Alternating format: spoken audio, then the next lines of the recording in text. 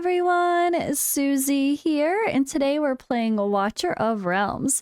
For today's video, we're going to do a little first look at Yuri, brand new character who has a bond skill with Kigiri.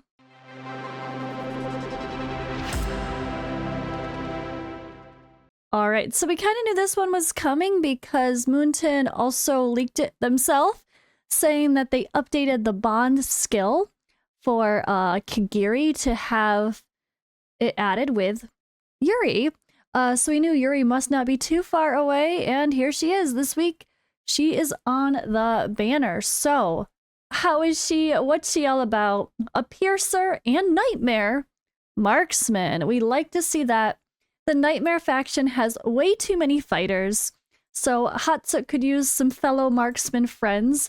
Let's be honest. Yeah, I'm really happy to see that, in other words. And yeah, piercers are always great to see. Single target and multi-strike attack. Okay, we like to see that as well. So, what's her deal? Let's dive in. Alright, so first I actually wanted to come to Kigiri because we added a bond skill for him as well. So, how does pulling her make him better? So one thing I actually really wanted to remind people, especially new players, is that in this game, bond skills, these duos, it does not require playing both characters at the same time, unless it says so. There might be something as when this person is on the field, this happens. If it doesn't say that, all you have to do is own them on your account. So in order to get the bonus for Kigiri, you'd only have to obtain hero Yuri to unlock the following bonus. When Sweeping Strike is triggered, restores 10% HP. When Ember Strike is triggered, restores 25% HP. So she adds a ton of survivability to Kigiri, which sounds pretty great. I'm wondering how we'll get him involved more with a bunch of extra survivability. Maybe Guild Wars, potentially? I don't know. He is really interesting. He does have a I forget about his dispel. That's why he's so good. I need to get my Kigiri guilty as not getting him involved in Titanic Ruins yet. I did get Sun Wukong in there though. Alright, but anyway, that is enough about Kigiri. I just wanted to read his bond skill that she is going to provide, and that will make him better. So let's get started with her. What is she all about? Let's first take a look. I mean, she's gorgeous. All right, we got bare feet, cool ropes. Kitsune, is that how you say that? Firefox Kitsune? I might be saying that wrong. I apologize if so. But yeah, we love this. This is a very popular, I don't know, character with Asian culture that I've seen in a lot of games. She's got an amazing tattoo. She's got, whoa, jiggle physics. Lots of jiggle physics. And amazing makeup. They have this beautiful pink soft glow filter, making her look extra soft and lovely. Her ears twitch. That's cute. But yeah, I think they did great with the aesthetics. Let me know what you guys think, especially if you're fans of the culture. Alright, so Yuri, Firefox Kitsune. A sly kitsune with deadly grace, she dances through foes, leaving only pain and ruin in her wake. Alright, so single target attack, multi-strike attack. Her basic stats, let's take a look. Alright, her range is pretty typical of the marksman. And of course she is piercer, so she could take advantage of the extended range when you pair her with the piercer lord. 3700 attack is pretty typical for the marksman, nothing crazy there. Cost of 12. Great to see that. We love those cheap marksmen. Attack interval, 2 seconds. That's better than the average. So much is like 2.6 seconds, I swear. Alright, let's see. And H-Gen Auto 14. Okay. Alright, her talent. Every 5 basic attacks will trigger a Chaos Orb that deals 160% damage to the target and 4 surrounding enemies 1 time. Then will deal 50% damage 6 times to random targets in range. Deals 20% increased damage to airborne units. Physical attack is her basic here. Of course, she does piercing damage. Deals 50% damage 2 times to random enemies in range, prioritizing airborne units. All right, so and again, based on her talent, I think this is going to be another one where attack speed is important, which they typically are on these type of units anyway. Needle of Torment, the ultimate, has amazing unique range. Like something like a Eileen, but not in the center, which is super cool. So deals 5 hits of 55% damage per second to one enemy in range. When a target dies during the skill, gains 5% rage and targets one other enemy near the fallen target. Ooh, I like that. A nice cleanup skill. And benefiting from taking out an enemy at a time. I like that. At first I was like, oh, this is just a boss character when I started to read things, but no. That's pretty solid. That's definitely going to come in handy for clearing maybe some campaign stages or Void Rift. Or who knows? We have some interesting new content to come, so we have to also consider that the new content to come, some of these characters could be designed perfectly for. All right, Vixen's Charm. Talent and ultimate inflict defense reduction on the target hit for 3 seconds, which is a minus 15% defense reduction. That's great. So she's going to enable the whole team to do more damage. I really like to see that. All right, Seductive Glance. Each time the talent is triggered, increases attack by 8%, stacking up to 2 times. When reaching max stacks, resets after 20 seconds. Okay. Triggering the talent as often as possible. Another show of the need for attack speed. Definitely high attack speed on this hero. And then, yeah, the bond skill. So what does she get out of it? Obtain Kigiri to unlock. Chaos Orb triggered by the talent deals 100% increased damage to the main target. After dealing damage, restores 10% HP to friendly units within 3 tiles of the Chaos Orb. This effect doesn't affect the hero's HP. Okay, so she heals friendly units around where the Chaos Orb goes, but not herself. That's okay. I like that. Bonus heal. And his bonus is also related to survivability for him. So they're a nice pair that's going to deal crazy damage and help keep your team alive. A little bit of both.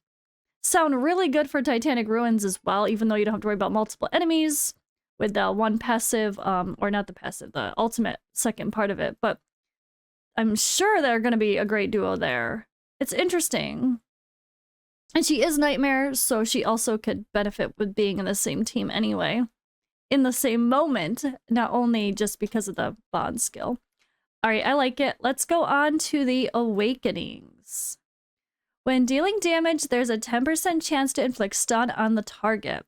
That's the Awaken 1, adds a stun. Okay, they're making her versatile for single target damage against a boss, or whatever. Oop, as I close it. But also, of course, just being strong against multiple units as well, even though she's single target. This whole, like, she kills someone and then she can start having a boost to start killing someone else. And the Chaos Orb stuff is to the target and surrounding enemies. So it really does make her kit so versatile. I like it. I like that she sounds versatile. Attack plus 300 of the Awaken 2. Awaken 3, damage increases as the number of targets in the basic attack range decreases. Okay. Damage increase range from 8 to 40%. Okay, so this is really, her Awaken 3 is really that boss killer push. So she's very versatile up here, but when you get that Awaken 3, she's gonna shine even more against a single target. And then Penetration Awaken with the Awaken 4. And Awaken 5. Reduces AoE damage taken by 50%. This effect can be triggered up to 1 time every 20 seconds. Oh! Speaking of survivability, especially in places like Titanic Ruins, again, damage reduction for herself. That's great. Okay, yeah, I really like her kit. I mean, I have no idea if she's super OP or just well balanced based on that, but That's the thing. She's versatile. This is the kind of character you want to get early on a new account that can be amazing in the faction trials where Nightmare kind of struggles with the ranged needs if you don't have a Hatsuit or something. Although luckily there's Greed. But anyway, obviously with the Piercer Lord, she's going to be even more amazing with the crazy range as it is. Holy crap. Yeah, I think she's a really versatile character that sounds solid. I don't know if this is going to be super OP at first. Maybe she'll feel insane against like Titanic Ruins with Awaken 3 at least, because that's up to 40% increased damage. No big deal. However, every single character that comes out can't be the new best character. That's power creep. That's a problem. So I'm kind of hoping that they're not going to just keep trying to push the new best, the new best, the new best, the new best constantly. But as long as she is awesome, solid, I think people are going to be happy. She sounds great. Let me know if you agree in the comments below. I love that she sounds like she can do everything. So, alrighty, I'm going to roll into the lore now. Spirit bound. She is a flame I cannot touch. Kigiri. In the midst of Taya, Yuri moves like the fire she commands, captivating, fierce, and wholly untamed. Before the Isle of Yuzumo was reduced to ashes, Yuri's voice had been its soul, a celebrated musician whose songs could still the fiercest storms. She was beloved by all, Kigiri included, as her melodies brought the warriors a rare solace, a tether to peace they sought amid the turmoil of their duties. However, when the Nightmare Council invaded, that harmony was shattered, along with Yuri, who would seemingly vanish into obscurity. It wasn't until years later, when Yuri reappeared under the wing of the Nightmare Council, that whispers of her transformation began to spread. Much like the Isle itself, she appeared to have fallen victim to a cruel fate, burned to the ground and resurrected from the ashes, reborn in the spirit of chaos and revenge. Her demeanor, once sweet and endearing, had become deceptive and caustic. Her talents, a beautiful voice and subtle figure, were abandoned to pursue the art of extracting pain on those who stood in her way. Though much about Yuri's excruciating transformation remains uncertain, it is surmised that the Nightmare Council intentionally spared her life with the intent of breaking her spirit and forging her as a weapon against Kigiri and the Watchguard. For while the Black Blade no longer harbored the kami they sought, the spirit lived on inside the mind of its wielder. And after all, what better way to lure out this perpetrator than in his very own kin? Trust to the Nightmare Council was but a tool, a fragile connection most easily manipulated, and once broken, nearly impossible to repair. While it's true, Kigiri would approach Yuri, it was done in secret, at the edges of their respective paths, neither as friend nor enemy, but perhaps something more complex. Their exchanges were brief and wordless, yet she sensed that her presence offered him a balm to his turmoil, her voice reaching out to the kami within him, calming its fury even as it threatened to consume his soul. Though Kigiri did not understand the depths of her transformation, he sensed her quiet sympathy, an unspoken bond that neither the council nor the Watchguard could sever. For even though their allegiances divided them, as survivors they had suffered the same twisted fate. Even when commanded to act against him, Yuri could not bring herself to harm Kigiri. Instead, her acts of defiance were subtle and dangerous. At times, a path suddenly cleared before him, or a hostile blade mysteriously faltered. Kigiri sensed these quiet interventions, though he did not fully understand them, and in turn, his unwavering pressure soothed the tempest within her. She is a fire uncontained, and he a steady rock, weathering her storm. Their connection, rooted in the music of the bygone era, hums with both nostalgia and the ache of what might have been. Yuri is a living member of the Yuzumo Isle fate, a vision of beauty and destruction intertwined. Her voice, once as soothing as spring, now carries the weight of chaos, yet Kigiri's presence reminds her of the harmony she once embodied. Together, they're a song unresolved, a melody rich with longing, heartbreak, and the haunting possibility of redemption should their paths ever align.